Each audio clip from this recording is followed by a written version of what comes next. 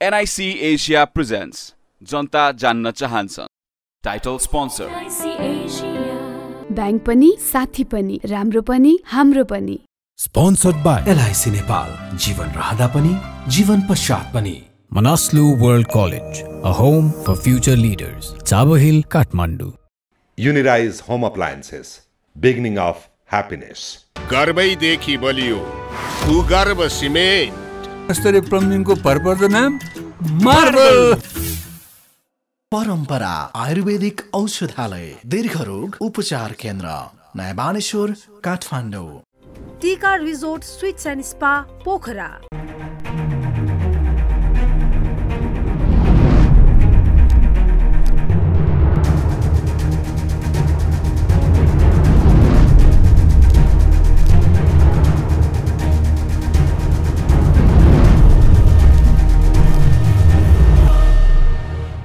आजको जनता जान्न चाहन्छन् कार्यक्रममा हामी नेपाल भारत सम्बन्धको बारेमा, आर्थिक सामाजिक राजनीतिक कूटनीतिक र G20 को बारेमा विशेष कुराकानी गर्नको लागि भारतीय जनता पार्टीका नेता वेद प्रकाश शर्मालाई म जनता जान्न चाहन्छन् कार्यक्रममा स्वागत गर्न चाहन्छु। धन्यवाद। आराम हुन्छ? एकदम आराम। शर्माजी, G20 को मूल एजेन्डा के हो ठ्याक्कै भन्नुस् त? G20 को मूल एजेन्डा विश्वभरि शान्ति होस्, समृद्धि होस्, इन्भाइरोमेन्ट फ्रेन्डली विकास होस् र गरिबीको निस्तारण होस्, आतंकवादमाथि अंकुश होस् र एउटा वर्ल्डमा पिस होस्, हार्मनी होस्। अहिले त्यसको प्रेसिडेन्सी, त्यसको अध्यक्षता भारत को हातमा छ र प्रधानमन्त्री नरेन्द्र मोदीको नेतृत्वमा G20 को सम्मेलन अहिले नयाँ दिल्लीमा भइरहेको छ। अमेरिकाका राष्ट्रपति, वर्ल्डको मोस्ट पावरफुल नेता जो बाइडेन र तमाम 18वटा राष्ट्रका शीर्षस्थ नेताहरू त्यहाँ पुग्दै हुनुहुन्छ र यी तमाम विषयहरूमाथि त्यहाँ चर्चा परिचर्चा र अगाडिको रोड म्याप त्यहाँ तय हुनेछ र त्यसले विश्वलाई एउटा नयाँ निकास, एउटा नयाँ बाटो दिनेछ। यो यस्तो प्रकारको एउटा ब्रेन स्ट्रोमिङ एउटा एक्टिभिटी, एउटा यत्रो ठुलो एउटा वर्कसप हुँदैछ भनेर म त्यो तरिकाले। तपाईले छ नि चीनका राष्ट्रपतिलाई ल्याउन सक्नु भएन नि त G20 मा। उहाँ आउनु भएन, उहाँले बहिष्कार गरिदिनु भयो र रुसका राष्ट्रपति पुटिन पनि आउनु भएन। तपाईलाई धक्का यसलाई यसरी लिनु मिल्दैन। रसियाका राष्ट्रपति विगतका केही अन्तर्राष्ट्रिय कार्यक्रममा आफ्नो देश युद्धरत भएको स्थितिले चाहिँ उहाँ आउनु भएको छैन र चीनका राष्ट्रपति किन आउनु भएन, किन आउन खोज्नु भएन, त्यसका विभिन्न एङ्गलले त्यसको विश्लेषण गर्न सकिन्छ र यसको एउटा राजनीतिक विश्लेषण गर्ने हो भने जुन चीनको र भारतको एउटा सीमा विवाद चलिरहेको छ र सीमा विवादको साथसाथमा ठ्याक्क G20 मुखमा हुँदाखेरि चीनिया सरकारले एउटा नयाँ नक्सा देखाएर नयाँ विवाद तुल्याएको छ। एउटा ग्लोबल फोरममा नरेन्द्र मोदी त चुक्नुहुन्न। त्यस्तो फोरममा नरेन्द्र मोदीले यो विषयलाई उठाएर उहाँलाई ह्युमिलेट गर्न सक्नुहुन्छ भन्ने कुरा उहाँले एन्टिसिपेट गरेर उहाँ आउन खोज्नु भएन र उहाँले चीनिया प्रधानमन्त्रीलाई पठाउँदै हुनुहुन्छ भन्ने मेरो बुझाइ छ। चीनिया प्रधानमन्त्री जानु होला हैन, तपाईहरुको छ नि नयाँ दिल्ली पुग्नु होला, त पनि चीनका राष्ट्रपति नजाँदाखेरि खल्लो भयो नि त। केही खल्लो हुँदैन। चीनिया हेर्नुस्, आज विश्वको महाशक्ति राष्ट्र हो नि त चीन पनि अमेरिका पछि। आज तमाम PR एजेन्सीजहरूले मलाई लाग्छ कि चीनको एउटा हक्स क्रिएट गरेको छ। आज कतिपय न्युज चाइनाभित्र जुन मिडिया छ, तपाईँ जति स्वतन्त्रता, जति स्वच्छन्दताले तपाईँले नेपालमा विषय उठाउन सक्नुहुन्छ, चाइनामा त्यस्तो छैन। चाइनामा तपाईँको नलेजमा म तपाईँको च्यानलको माध्यमबाट नेपालको जनतालाई के बताउन चाहन्छु भने अलि दिन अगाडि चीनिया एउटा ठुलो रियल स्टेट कम्पनी ब्याङ्क्रप्ट भयो र त्यसको असर चाइनामा मात्रै नभएर अमेरिकादेखि लिएर तमाम युरोपेली राष्ट्रमा त्यसको असर पुग्यो। चाइनाभित्र ब्याङ्कहरूमा क्राइसिस भयो। तपाईले कति ग्लोबल मिडियाले त्यो न्युजलाई पिक गरेर त्यसलाई वाइड स्प्रेड गरेको थाहा पाउनु भयो? सायद तपाईहरुले पनि त्यो न्युजलाई पिक गर्नु भएन होला, किनभने त्यहाँ यस्तो को त्यहाँ राजनीतिक सिस्टम छ, त्यहाँको गभर्नमेन्ट सिस्टमले, त्यहाँको सत्ता पक्षले जे देखाउन चाहन्छ तिनीहरूले त्यो मात्रै देखाउँछ। र आज G20 मा आज जब हामी भारतको कुरा गर्छौँ, भारतको ग्लोबल पोजिसनिङको कुरा गर्छौँ, आज चीन त्यहाँ नआउनु यो भारतको लागि धक्का होइन, यो चीनको लागि धक्का हो। यो एउटा अपर्च्युनिटी थियो जहाँ एउटा ठुलो मनले ठुला विषयहरूमाथि एउटा वर्ल्डलाई अझै राम्रो बनाउने या तमाम विषयहरूमाथि त्यहाँ छलफल हुने थियो, त्यहाँ नयाँ नयाँ आइडियाहरू क्युरेट हुने थिए। त्यो प्लेटफर्म चाहिँ चीनले कहीँ न कहीँ आफ्नो इगोले गर्दा गुमाउँदैछ भन्ने बुझाइ छ। तर पनि चीनको राष्ट्रपति नयाँ दिल्ली पुगेको भए, रुसको राष्ट्रपति नयाँ दिल्लीमा गएको भए ठुलो समाचार भन्थ्यो विश्वव्यापी रूपमा। हैन ऋषिजी किसिमको छ नि क्रेज प्राप्त गर्न सक्छ। हैन चिनिया राष्ट्रपतिको आफ्नै देशमा क्रेज छैन, फोरगेट अबाउट इट कि वहाँ कहीँ गएर क्रेज हुन्छ कि हुँदैन। आज जुन चीनको विस्तारवादी नीति छ त्यसले विश्वका तमाम मुलुकहरू पीडित छन्।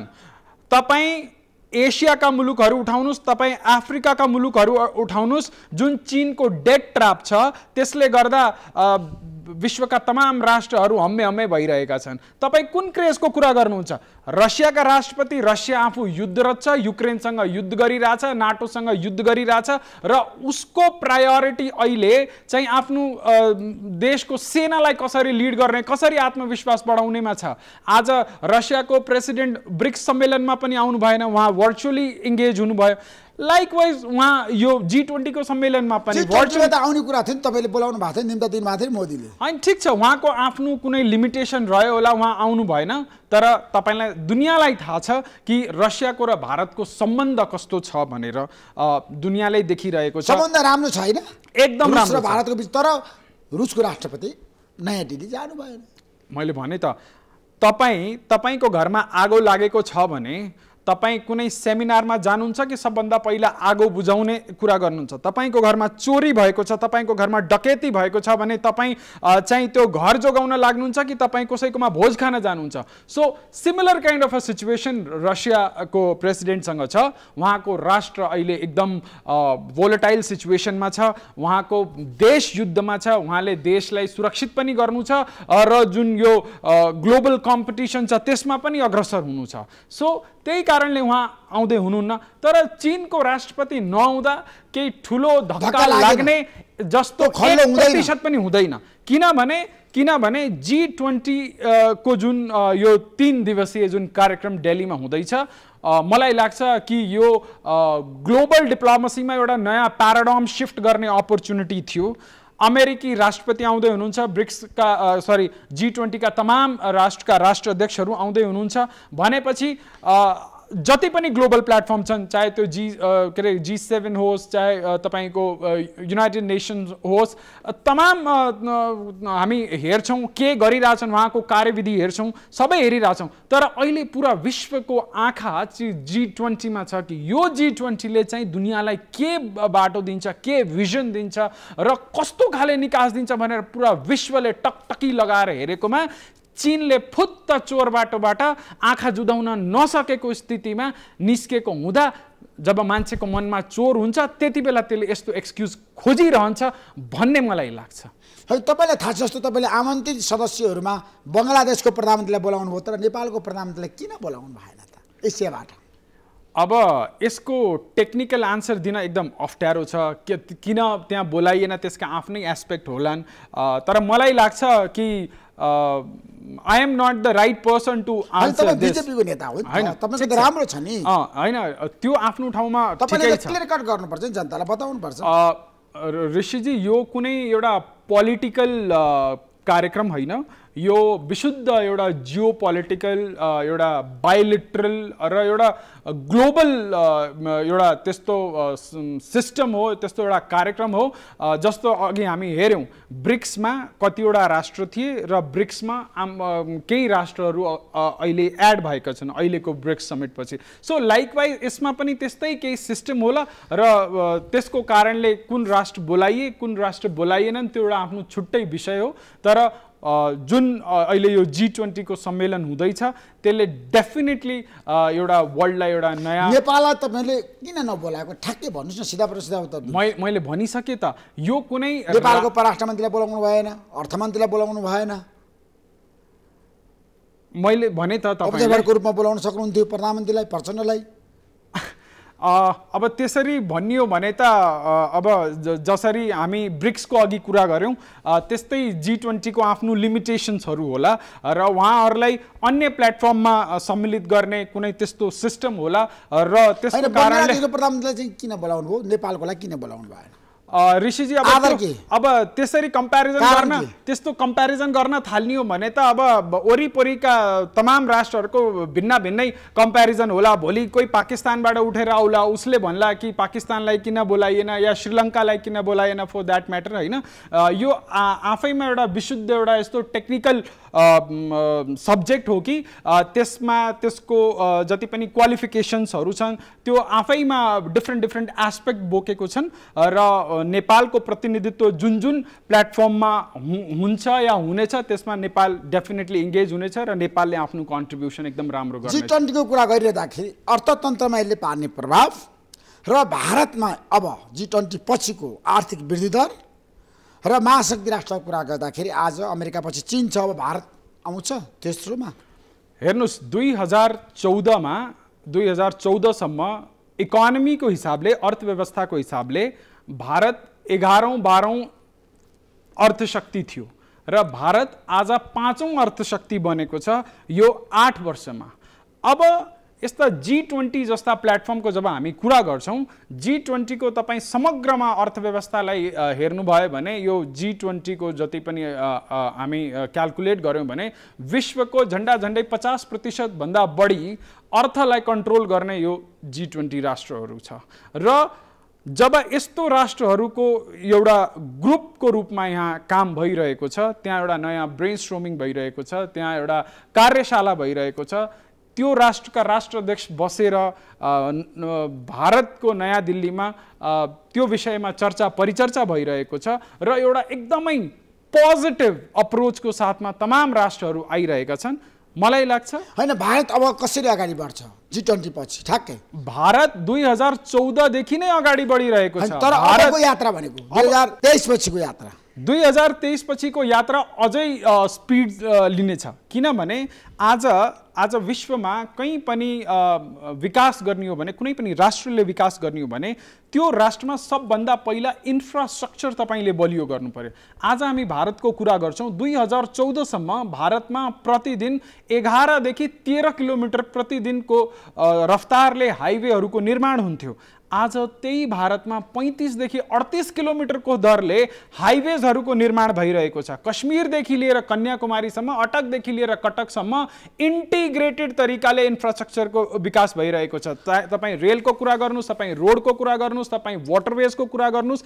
यति हामी हाइवेजकै कुरा गर्ने हो भने यदि स्वतन्त्र भारतको 65 वर्षमा झण्डै 75,000 किलोमिटरका हाइवेजहरू थिए भने अहिलेको यो 9 वर्षमा 1.5 लाख किलोमिटर भन्दा माथिको हाइवे भारतले बनाएको छ भनेपछि 65 वर्षको विकास एकातिर र 9 वर्ष गरेको विकास एकातिर जुन देशले इन्फ्रास्ट्रक्चरको इम्पोर्टेन्स बुझेर त्यो स्केलमा काम गरिरहेको छ भने र आज G20 को प्रेसिडेन्सी गर्दैछ भने आज त्यो देशले पुरा विश्वलाई एउटा बाटो देखाउने एउटा उज्यालो देखाउने प्रयास गर्दैछ आज भारत कोभिड को बेलामा तपाईले देख्नुभयो हामी अमेरिकाको कुरा गर्यौं हामी युरोपेली तमाम राष्ट्रका कुरा गर्यौं ती राष्ट्रहरूले के गरे जब भ्याक्सिनको कुरा आयो तिनीहरूले आफ्नो राष्ट्रको जनसंख्या को अनुपातमा 4-4, 5-5 गुना प्रति व्यक्ति 5 वटा भ्याक्सिनको दरले तमाम कम्पनीहरू जसले भ्याक्सिन बनाउने जमर्कोमा हुनुहुन्थ्यो उहाँहरूलाई पैसा दिएर पहिला हाम्रो राष्ट्रकोले पाउनु पर्छ भनेर उहाँहरूले त्यो भ्याक्सिनलाई बुक गर्नुभयो तर भारतले के गर्यो भारतले आफ्नो देशलाई पुर्याउनको साथसाथमा कसैले नहेरेको अफ्रिकाको ससानो देशहरूलाई शुद्ध भ्याक्सिन पुर्याउने काम गर्यो यसलाई भन्छ के वसुधैव कुटुम्बकम यसलाई भन्छ के सर्वे भवन्तु सुखेन सर्वे सन्तु निरामय सर्वे भद्राणि पश्यन्तु मा कश्चित् दुःख भवेत् आफ्नो विकास त जसले पनि गर्न सक्छ। त्यसो भए मलाई के बताउनु, जस्तो चीनले स्पष्ट रूपमा आफ्नो कुरा राखेर भन्यो नेपालको गरिबी भारतको कारणले। अब यो तपाईले एकदम राम्रो विषय ल्याउनु भयो। चीनका एम्बेसडरको पुरै वक्तव्य मैले सुने अनि त्यसपछि त्यसलाई पटक पटक पढेँ पनि। मलाई के लाग्यो भने कुनै मान्छेले नेपालमा एउटा नयाँ पोलिटिकल पार्टी सुरु गर्ने र यही चुनाव लड्ने एउटा नयाँ किसिमको राजनीति गर्ने राजनीतिज्ञ भाषण जस्तो उहाँले बोल्नुभयो। उहाँको भाषणमा डिप्लोमेटिक ल्याङ्ग्वेज थिएन। अब वहीँको परिप्रेक्ष्यमा कुरा गरौँ कि उहाँले भन्नुभयो कि नेपालको विकास हुँदैन रे। उहाँले इक्जाम्पल दिनुभयो कि नेपालले भारतलाई यति $1 बिलियन को इलेक्ट्रिसिटी बेच्यो, यति भारतले छ नि दिन्छ, हजुर नेपालले चाहिँ भारतसँग 19 अर्बको खरिद गर्छ। अब म त्यही जान्छु, हेर्नु त भिन्नता। अब त्यही म जाँदैछु क्या। अर्थव्यवस्थाको हिसाबले आज के तपाईँ चीन र बङ्गलादेशको अर्थव्यवस्थाको कम्प्यारिजन गर्न सक्नुहुन्छ? सम्भव छ? आज चीन वर्ल्डको 3rd largest economy, 2nd largest economy for that matter, के चीनको र बङ्गलादेशको कम्प्यारिजन गर्नु मिल्छ? आज नेपालको आफ्नो लिमिटेसन छ। नेपाल एउटा ल्यान्डलक कन्ट्री। हामी विश्लेषककर्ताहरूले 2 ढुङ्गा बीचको तरुल भन्ने गर्नुहुन्छ हैन। नेपालले भारतसँग जतिको आयात गर्छ त्यसको मात्र 10% निर्यात गर्छ। अब त्यसलाई आधार बनाएर चीनिया राजदूतले यस्तो खाले कम्प्यारिजन गर्न थाल्नियो भने अब हामी अरू कुरा गरौँ, श्रीलङ्काको कुरा गरौँ। आज श्रीलङ्का $8 बिलियन को चिनिया डेप्टमा छ। तपाईँ पाकिस्तानको कुरा गर्नुहोस्, पाकिस्तान $65 बिलियन को डेप्टमा छ भनेपछि अब गएर फेरि उहाँ पनि भाषण चड्कायो हुन्थ्यो पाकिस्तानमा कि जी तिम्रो देशमा गरिबी यो कारणले भएको भनेपछि चीनलाई पनि बराबर मौका, पाकिस्तानलाई पनि चीनले बराबर मौका दिनुपर्ने हैन भनेपछि एउटा डिप्लोमेटिक मान्छेको ल्याङ्ग्वेज र यस्तो खाले जुन कम्प्यारिजन आयो त्यो चाहिँ मोरलेस एउटा पोलिटिकल स्टन्ट थियो। भारतीय जनता पार्टी तपाईँ नेता हैन, तपाईको पार्टी आज छ नि नेपाल भारत सम्बन्ध राम्रो बनाउन चाहन्छ, तर चीनिया राजदूतको एउटा तर्क छ नि नेपाललाई सम्पन्न बनाउनको लागि चीनसँग सम्बन्ध राख। ओहो, नेपालसँग सहकार्य गर, हेर्नुस् अनि मात्र विकास हुन्छ। तपाईले भारत र नेपालको विकास चाहेन। फर इक्जाम्पल कसैले भोलि आएर ऋषि धमलालाई यो प्रस्ताव राख्यो या कुनै शीर्षस्थ राजनेतालाई यो प्रस्ताव राख्यो कि हजुर मसँग एउटा यस्तो फर्मुला छ कि म 5 वर्षमा नेपाललाई यो विषयमा विश्वमा नम्बर 1, 2, 3 मा ल्याउन सक्छु हैन। अब त्यो फर्मुला कहीं ट्राइड हुनु पर्यो, कहीं टेस्टेड हुनु पर्यो, त्यसको कहीं टेस्टिमनी हुनु पर्यो, त्यसको कहीं रिसर्च बेस्ड डकुमेन्टेसन हुनु पर्यो हैन। अघि हामी कोभिड भ्याक्सिनको कुरा गर्दै थियौं। कोभिड भ्याक्सिनका कति स्याम्पलहरू आए, त्यसका कति टेस्टिङहरू भए अनि त्यसपछि त्यसलाई मानव प्रयोगमा ल्याइयो हैन। आज चीनले के गरेको छ? अफ्रिकादेखि युरोप, एसियादेखि कुनै देशलाई उठाउनुस्, उता लाओस उठाउनुस्, उता बङ्गलादेश उठाउनुस्, उता मलेसिया उठाउनुस्, you think of a country. आज नेपालमा सबभन्दा ठुलो आन्दोलन के को छ? मिटर ब्याजीको। आज हामी पोखरा एयरपोर्टको कुरा गर्छौं, तपाईलाई पनि थाहा छ, तपाईले पनि आफ्नो च्यानलको लाइब्रेरीबाट निकाल्नु भयो भने तपाईले पनि यो विषयलाई कहिले गर्नुभयो होला। चीनले नेपाललाई $250 मिलियन को सफ्ट लोन दियो एयरपोर्ट बनाउनु भनेर। कति प्रतिशत ब्याजमा दियो? मिटर ब्याजमा। आज नेपालमा सबभन्दा ठुलो समस्या के छ? मिटर ब्याज। आज तपाईको च्यानलमा यो विषय किन उठाइदैन? हामीले उठान गरिरहेका छौं, उठाउनु पर्यो। त्यो राष्ट्र आज जब देशको जनता, आज देशको जनता विकास नहुनु भारत दोषी छ, उसले आफ्नो कमजोरीलाई लुकाउनलाई, उसले आफ्नो पापलाई ढाक्नलाई आज भारतमाथि औँला उठाउँदैछ। तपाईले आज मैले तपाईमाथि 1 औँला उठाउँछु भने यी 3टा औँला मतिर इङ्गित गरिरहेछन्। And same is the story with China. हेर्नुस् न, भारत स्वतन्त्र भइसकेपछि कति विकास भयो 77 वर्षमा, अनि नेपालमा किन विकास भएन? तपाईले नेपाललाई सहयोग गरेको भए विकास हुन्थेन? नेपाललाई भारतले सहयोग गरिरहेको छ।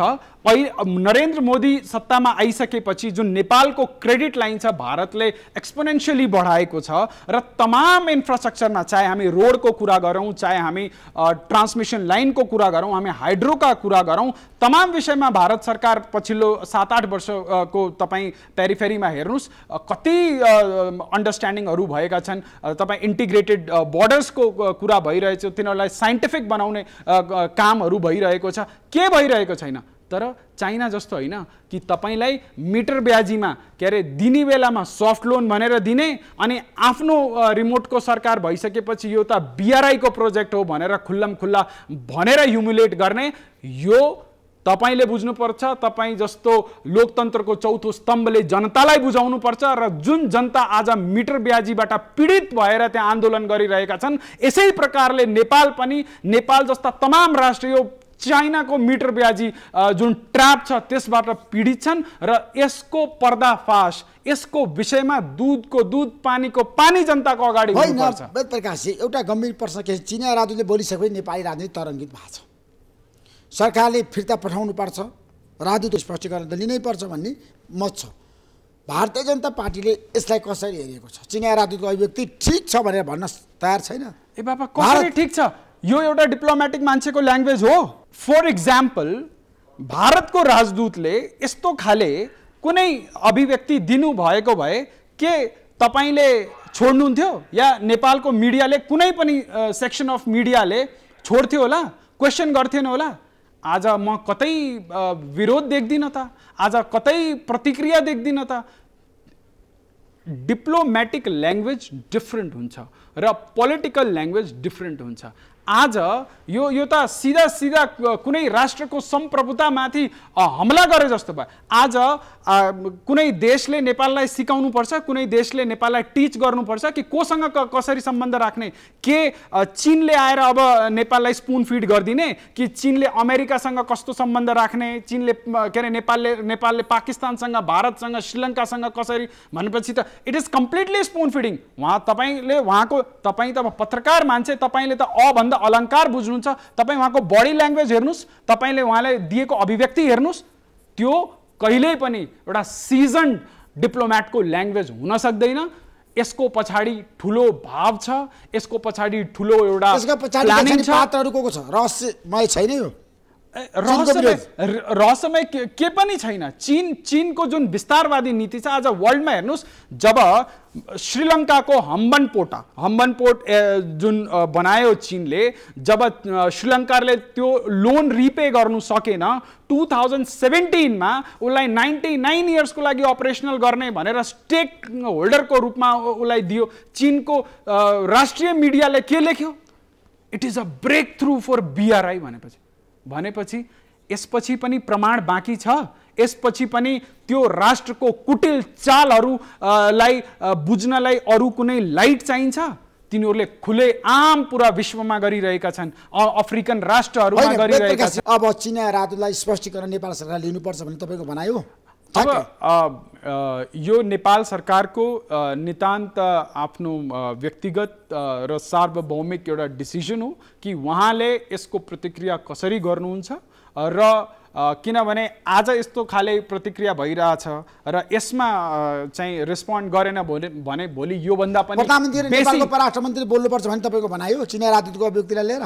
ठ्याक्कै निश्चित रूपमा केही न केही प्रतिक्रिया आउनुपर्छ र एकदम स्ट्रङ यसमा रियाक्सन आउनुपर्छ, किनभने यसले एउटा जुन जियो पोलिटिकल ब्यालेन्स छ त्यसलाई बिगार्ने खालको एउटा, किनभने ठ्याक्क यो G20 भन्दा पहिला यस्तो खाले नक्सा निकालेर एउटा देशलाई स्ट्रिङ गर्ने अनि फेरि अर्को राष्ट्रमा आएर जुन चाहिँ भारत र चीनको बीचको एउटा एकदम इम्पोर्टेन्ट नेबरिङ कन्ट्रीलाई यस्तो तरिकाले चाहिँ इन्फ्लुएन्स गर्न खोज्ने, त्यहाँको पोलिटिक्सलाई इन्फ्लुएन्स गर्न खोज्ने, डेफिनेटली नेपाल सरकारले यसमा एकदम स्ट्रङ रियाक्सन गर्नुपर्छ, किनभने रियाक्सन गर्नै पर्छ।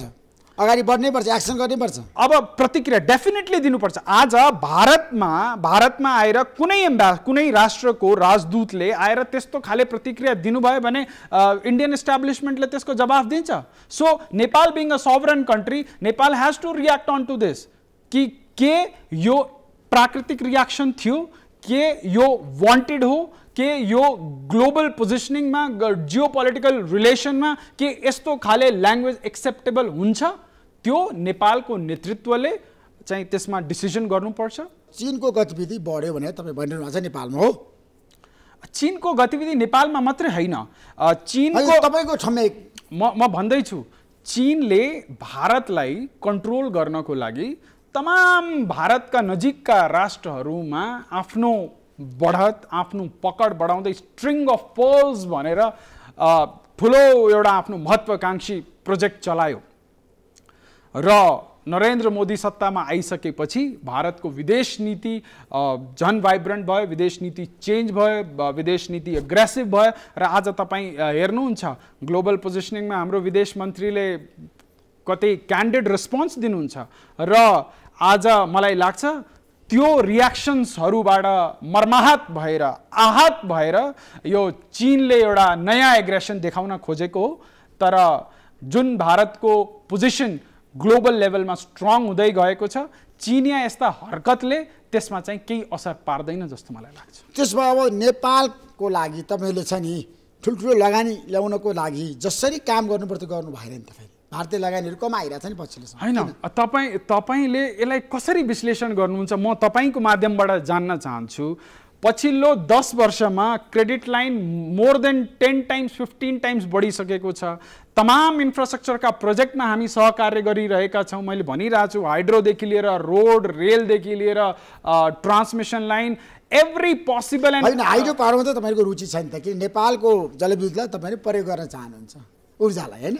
सुन्नुहोस्, ऊर्जा अहिले वर्ल्डको रिक्वायरमेन्ट हो, अनि त्यो भारतको मात्रै होइन नेपालको पनि रिक्वायरमेन्ट हो। किनभने ऊर्जा भयो भने देशमा कल कारखाना लगाउन सकिन्छ, कल कारखाना लगायो भने हामी इम्प्लोइमेन्ट जनरेट गर्न सकिन्छ, जीडीपीमा वृद्धि हुन्छ। सो ऊर्जा भारतको मात्रै इन्ट्रेस्ट नभएर विश्वभरिको आवश्यकता हो अनि त्यसबाट भारतले मात्रै फाइदा लिने होइन, त्यसबाट नेपाल र अदर नेबरिङ कन्ट्रिजले। आज बङ्गलादेशले नेपालबाट ऊर्जा किन्दैछ, भारतले ट्रान्समिसन लाइन बनाइदिँदैछ भनेपछि हामी विभिन्न पहलुमा, भारत र नेपाल मात्र होइन, हामी ट्राइलेटरल रिलेसनमा पनि नेपाल, बाङ्गलादेश र भारत मिलेर काम गरिरहेको छ त। त्यसमा भारतलाई मात्रै फाइदा हुने होइन, त्यसमा भारत, बाङ्गलादेश, नेपाल तीनै राष्ट्रलाई फाइदा। तपाईँहरू चाहिँ प्रधानमन्त्री प्रचण्डको चीन भ्रमणलाई कसरी हेर्नुहुन्छ? बिजेपीको दृष्टिकोण के छ? प्रत्येक देशको राष्ट्र प्रमुखले विभिन्न राष्ट्रहरूसँग आफ्नो सम्बन्ध माधुर्य बनाउन, सम्बन्ध समायोजनको लागि समय समयमा यस्तो प्रकारको यात्राहरू गर्नुपर्छ र त्यसै क्रममा प्रधानमन्त्री प्रचण्डको यात्रा प्रस्तावित छ र उहाँको काँधमा एउटा ठुलो जिम्मेवारी छ। यस्तो अभिव्यक्तिपछि अब यो एसियन क्षेत्रमा कसरी यो ब्यालेन्स मिलाउने भन्ने उहाँको टाउकोमाथि एउटा ठुलो जिम्मेवारी छ। उहाँले देशलाई नेतृत्व दिँदै हुनुहुन्छ, निश्चित रूपमा उहाँले राम्रो काम गर्नुहुनेछ भन्ने हामीलाई आशा लाग्छ। अहिलेको अवस्थामा तपाईँहरू प्रधानमन्त्री प्रचण्डको विकल्प खोज्न तयार हुनुभएको भारतीय जनता पार्टी? ठ्याक्कै म तपाईसँग प्रत्येक कन्भर्सेसनमा जनतालाई बताउनु पर्छ। होइन, भारतले किन प्रधान चाहनुहुन्छ नि आन्तरिक रूपमा हस्तक्षेप नेपालमा? होइन, कोही चाहदैन। यो तपाईँको प्रश्न। म ऋषिजी, मैले तपाईँलाई लास्ट इन्टरेक्सनमा पनि एउटा कुरा भनेको थिएँ। मलाई नेपालको मिडियामा तपाईँ एकदम एउटा पोजिटिभ अप्रोचको जर्नलिस्ट मलाई लाग्छ र तपाईँको सङ्घर्षमय जुन यो पत्रकारिताको यात्रा छ त्यसमा तपाईँले धेरै अप्स एन्ड डाउन्स र जुन तपाईँले लर्निङ गेन गर्नुभएको छ, मलाई लाग्छ कि पोजिटिभ मान्छेले सबै कुरा पोजिटिभ हेर्नुपर्छ। नत्र हिन्दीमा एउटा भनाइ छ सावन के महीने में जिस भैंस की आंख फूटी होती है उसको 12 मास हरा दिखाई देता है भन्ने एउटा भनाइ छ। यो जुन यो भारतले यसो गर्छ र भारतले उसो गर्छ भन्ने एउटा कस्तो भयो भने कुनै झुटलाई हामीले 10 पटक भनिदियौँ भने मान्छेले त्यसलाई साँचो सम्झन खोज्छ क्या। आज फर एक्जाम्पल इन्डियामा कुनै मिडियाले चलाइदिने हो भने भारतमा चाहिँ प्रधानमन्त्री चाहिँ अमेरिकाले निर्धारण गर्छ या रसियाले निर्धारण गर्छ भनेर कसैले चलाउन थाल्यो भने के ऋषि धमलाले त्यो पोइन्टलाई इन्डोर्स गर्नुहुन्छ कि गर्नुहुन्न? किनभने तपाईँ भन्नुहुन्छ भारत आफैमा सेल्फ सफिसियन्ट देश हो, भारतमा कसैले पोलिटिकल इन्टरफेयर गर्न सक्दैन भनेपछि नेपाल एउटा लोकतान्त्रिक देश हो र यहाँको 3 करोड जनताले चुनेको एउटा सरकार, गठबन्धनको एउटा राम्रो सरकार यहाँ काम गरिरहेको छ।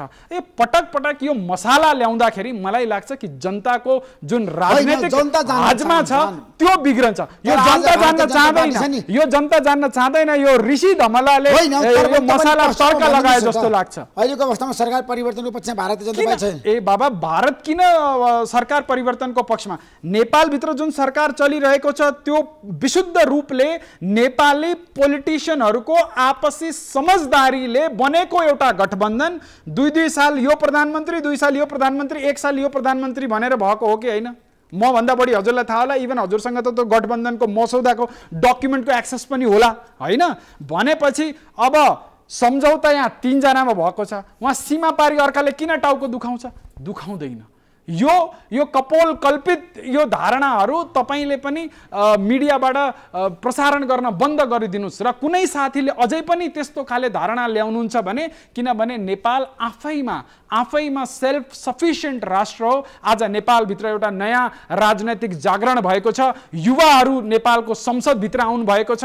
उहाँले जुन तरिकाले धारा प्रवाह रूपमा नेपालको संसदभित्र बसेर जब बोल्नुहुन्छ मलाई एकदम राम्रो लाग्छ कि नेपालको राजनीतिमा एउटा नयाँ ट्रान्जिसन हुँदैछ भनेपछि आज नेपालको पोलिटिक्सको मलाई यो लाग्छ कि यो एउटा मन्थन काल हो। जब समुद्र मन्थन भएको थियो, समुद्र मन्थन हुँदाखेरि अमृत निस्केको थियो, नेपालको राजनीतिमा पनि मोरलेस त्यस्तै हुँदैछ भनेपछि अब नेपाल एउटा नयाँ मार्गतिर प्रशस्त हुँदैछ। तपाईले मलाई के बताउनुस् भन्दाखेरि अहिलेको अवस्थामा छ नि, शेरबहादुर देउवा नेपाल भारत सम्बन्ध राम्रो बनाउन चाहनुहुन्छ होइन? त्यसमा तलमाई छ नेपालको सबै नेता, नट ओन्ली शेरबहादुर देउवाजी। शेरबहादुर देउवाजी प्रधानमन्त्री हुनुहुन्थ्यो अस्तिसम्म, उहाँ दिल्ली आउनुभयो, एकदम राम्रो डिप्लोमेटिक भिजिट भयो। अनि उहाँ प्रधानमन्त्री हुँदाहुँदै प्रचण्डजी आउनुभयो, प्रचण्डजीको राम्रो भिजिट भयो। त्यसपछि प्रचण्डजी प्रधानमन्त्री हुनुभयो, प्रचण्डजीको ऐतिहासिक भारत भ्रमण भयो र सबै प्रधानमन्त्रीले आफ्नो तर्फबाट एकदम सकारात्मक पहल र सकारात्मक प्रयास गर्नुभएको छ र भारत नेपाल सम्बन्ध कुनै तेस्रो मुलुकले भनेर गरेर तलमाथि हुने होइन। किनभने भारत र नेपाल एउटा प्राकृतिक अलायन्स हो, भारत र नेपाल एउटा नैसर्गिक रिलेसनमा छ। भारत र नेपाल मान्छेले रोटी बेटी भन्छ, म यसलाई यस्तो एउटा आध्यात्मिक एउटा सामाजिक विविधतामा एकता भएको यस्तो रिलेसन भन्छु कि दिउँसो अलिकति केही तलमाथि भए पनि बेलुका खुसी साथ बसेर सँगै एउटा टेबलमा खाना खाने रिलेसनको रूपमा हेर्छु।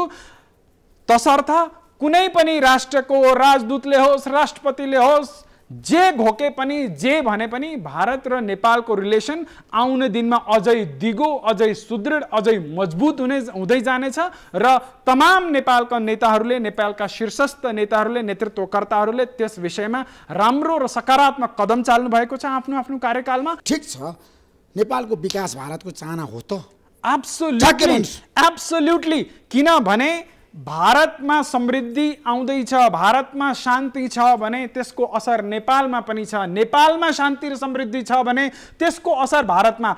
यो त यस्तो रिलेसन भयो कि के अरे डाइरेक्टली प्रोपोर्सनेट रिलेसन। भारतमा तलमाथि हुने बित्तिकै असर नेपालमा र नेपालमा तलमाथि हुने बित्तिकै मैले भनिसकेँ हामी प्राकृतिक अलायन्स हौँ, हामी प्राकृतिक पार्टनर हौँ। हामी धार्मिक रूपले, वैचारिक रूपले, मानसिक रूपले, आत्मिक रूपले हामी छुट्टिन सक्दैनौँ। केदारनाथ वहाँ छ भने पशुपतिनाथ वहाँ छ, कसरी छुट्टिन सकिन्छ? जब नन्दी हाम्रो धर्मशास्त्रमा पढ्छौँ कि जब नन्दीजीले वहाँबाट जमिनमा भूमिमा प्रवेश गर्नुभयो, उहाँको टाउको चाहिँ यहाँ पशुपतिनाथमा आएर निस्क्यो र भारतबाट चाहिँ करोडौँ श्रद्धालुहरू यहाँ आउँछ भनेपछि कसले भारत र नेपाललाई भिन्न भिन्न गर्न सक्छ? कसले भारत र नेपालको सोचलाई, भारतको आत्मालाई विभाजित गर्न सक्छ? त्यो असम्भव कुरा हो। र जुन यो तपाईँ यो राजनीतिक विषयमा कहिलेकाहीँ यसो मसाला हाल्ने प्रयास गर्नुहुन्छ, म तपाईँलाई पुनः भन्छु कि नेपाल राजनीतिक रूपमा प्रतिदिन प्रत्येक नेक्स्ट डे नेपाल अझै सुदृढ हुँदैछ, नेपाल अझै मेच्योर हुँदैछ र नेपालको युवा पुस्ता राजनीतिमा छिर्दैछ। उसको जुन सोच छ, उसको सोच नेक्स्ट लेभल हुँदैछ र ग्लोबल लेभलमा कम्पिट गर्ने पोलिटिकल सोच नेपालमा भित्रिँदैछ र त्यो भारतले स्वागत गर्छ। त्यो भारतको लागि राम्रो हो, नेपाल र नेपालको युवा पुस्ताको लागि राम्रो हो। नेपाल भारत सम्बन्ध तपाईँले राम्रो छ भनेर भनिरहनु भएको छ, सीमा विवाद समाधान भएको छैन नि त, किन प्रश्नहरू उठाउनु भइरहेछ?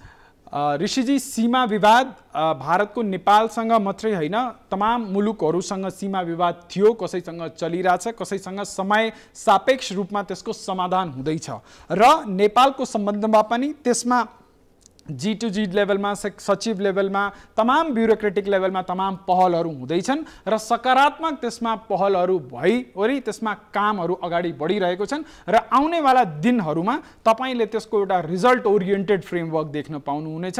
त्यसमा म पनि आशान्वित छु र नेपालका तमाम जुन साथीहरू त्यो विषयमा चासो राख्नुहुन्छ उहाँ पनि यसमा सकारात्मक हुनुहुन्छ र हामी आउनेवाला दिनमा यस विषयमा नेपाल भारत जुन तमाम विषयहरू छन् त्यसमा हामी थप ऊर्जाको साथ दुवै देश सहकार्य गरेको देख्न पाउनेछौँ।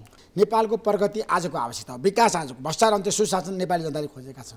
बिजेपीले चाहिँ नेपाललाई छ नि कहिले पनि सहयोग गर्दैन, खालि आफू मात्रै लिन चाहन्छ, आफ्नो पक्षमा मात्र उसले प्रयोग गर्छ नेपाली। कहिले काहीँ मलाई कस्तो लाग्छ भने ऋषि धमला पत्रकार हुँदै इन्टरभ्यू लिँदै उहाँभित्र कुनै राजनीतिज्ञको आत्मा पो पस्छ कि जस्तो लाग्छ क्या। मैले अघि यत्रो कुरा भनिसकेँ कि नेपालको उन्नति प्रगतिमा भारतको पनि उन्नति प्रगति निहित छ। नेपालमा सुख र समृद्धि हुनुमा भारतको पनि सुख र समृद्धि निहित छ। तपाईँले कुन आधारमा यस्तो कुरा गर्नुहुन्छ? जब तपाईँहरू छ नि आज माओवादीलाई, शेरबहादुर देउवालाई, प्रचण्डलाई मिलाउन लाग्नुभयो नि त। एउटा कुरा कसैले कसैको गठबन्धन बनाइदिँदैन क्या। अब फेरि त त्यस्तै हाइपोथेटिकल कुरा गर्ने हो भने त ऋषिजी, प्रचण्डजीको र एमालेको गठबन्धन कसले बनाइदिएको? चीनले बनाइदिएको होइन नि त, होइन? त्यो तपाईँले यस्तो ठोकुवाको साथ भन्न सक्नुहुन्छ? अब यो गठबन्धन बन्ने नबन्ने त्यो दुईटा पार्टीको शीर्ष नेतृत्वको आपसी समझदारीको कुरा हो। अब कसैको गठबन्धन कसैसँग बन्छ, जति दिन उहाँहरूको मन मिल्छ उहाँसँगै हुनुहुन्छ, उहाँको मन मिल्दैन उहाँ छुट्टिनुहुन्छ। त्यो उहाँहरूको राजनीतिक परिवेशमा त्यति बेलाको आवश्यकता र उहाँहरूको विवेकमाथि निर्णय गर्छ। अब आज भारतमा पनि दुईटा गठबन्धन बनिरहेका छन्, एउटा बिजेपीको एनडीए गठबन्धन र एउटा काङ्ग्रेसको INDIA वाला गठबन्धन। अब यस्तै खाले कुरा गर्ने हो भने त तपाईँकै लजिकमा जाने भने त उता INDIA को गठबन्धन अमेरिकाले पो बनाइदिएको पो भन्न पनि सकिन्छ नि, होइन र? तर त्यो चाहिँ तर्कसङ्गत छैन। नेपाल, मैले भनिसकेँ, नेपाल एउटा सकारात्मक राजनीतिको तर्फ फड्को मार्दैछ र तपाईँ जस्ता प्रतिष्ठित र तपाईँ जस्ता नेपालको तमाम राजनीतिक, तपाईँले त राजादेखि लिएर यहाँसम्मको कतिवटा 3वटा ट्रान्जिसन देखिसक्या पत्रकार होइन? आज जुन युवाहरूले राजनीतिमा या पत्रकारितामा रुचि राख्छन् नि, मलाई लाग्छ तपाईँको जिम्मेवारी के हुन्छ भने तपाईँले दिनमा 1 घण्टा भए पनि 2 घण्टा भए पनि त्यस्ता रुचि राख्ने युवाहरूलाई तपाईँले त्यो इतिहासलाई उठाएर त्यो युवाहरूलाई चाहिँ शिक्षित गर्नुपर्छ। त्यो तपाईँको देशप्रतिको एउटा कर्तव्य हो, न कि तपाईँले कुनै पनि नेतालाई या भारतबाट आएको कुनै प्रतिनिधिलाई यस्तो प्रश्न। यो म तपाईँसँग प्रत्येक कन्भर्सेसनमा यसको म खण्डन गर्छु र यसको कुनै पनि तथ्य छैन। भारतले नेपालभित्र भइरहेको प्रत्येक सकारात्मक पहल, सकारात्मक परिवर्तनको स्वागत गर्दछ र त्यसको समर्थन गर्दछ। भारत नेपालमा राजनीतिक स्थायित्व होस् भन्ने कामना गर्दछ। भारत नेपालभित्र शान्ति होस्, समृद्धि होस् र नेपाल समृद्धिको पथमा अग्रसर होस् भन्ने कामना गर्दछ। Thank you so much Ved Prakash ji, समय दिनुभयो। तपाईँलाई म धेरै धेरै धन्यवाद दिन चाहन्छु। नमस्कार। नमस्कार। NIC Asia presents जनता जान्न चाहन्छन्। टाइटल स्पोन्सर ब्याङ्क पनि, साथी पनि, राम्रो पनि, हाम्रो पनि। Sponsored by LIC नेपाल, जीवन रहँदा पनि, जीवन पश्चात पनि। Manaslu World College, a home for future leaders. Chabo Hill, Kathmandu. Unirize Home Appliances, beginning of happiness. गर्वैदेखि बलियो भूगर्भ सिमेन्ट। स्तरीय प्लम्बिङको भरपर्दो नाम मार्बल। परम्परा आयुर्वेदिक औषधालय, दीर्घरोग उपचार केन्द्र, नयाँ बानेश्वर, काठमाडौँ। टीका resort sweets and spa Pokhara.